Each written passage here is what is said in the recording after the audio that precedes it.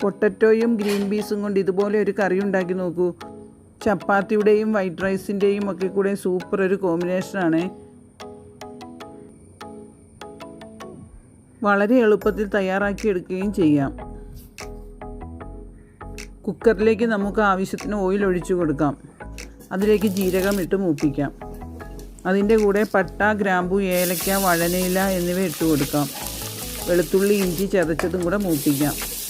2 സവാള ചോപ്പ് ചെയ്തതും കൂടെ ഇട്ട് ഒന്ന് വഴറ്റി കൊടുക്കാം.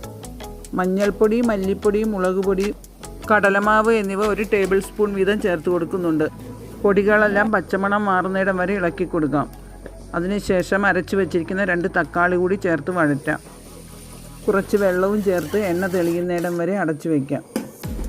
2 മിനിറ്റ് കഴിയുമ്പോൾ നമുക്ക് ഉരുളക്കിഴങ്ങ് അരിഞ്ഞതും 1 കപ്പ് മട്ടറും പച്ചമുളകും കൂടെ ചേർത്ത് കൊടുക്കാം. എല്ലാം കൂടെ ഒന്ന് ഇളക്കി യോജിപ്പിക്കാം. ആവശ്യത്തിന് വെള്ളവും ഒഴിച്ചു കൊടുക്കാം.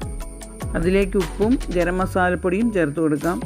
കുറച്ച് കസൂരി മേത്തി പൊടിച്ചതും ചേർത്ത് കൊടുക്കുന്നുണ്ട്. 2 പിഞ്ച് കായപ്പൊടിയും ചേർക്കുന്നുണ്ട്. നമുക്കിനി 2 വിസിൽ വരുന്നിടം വരെ കുക്കർ അടച്ച് വേവിക്കാം.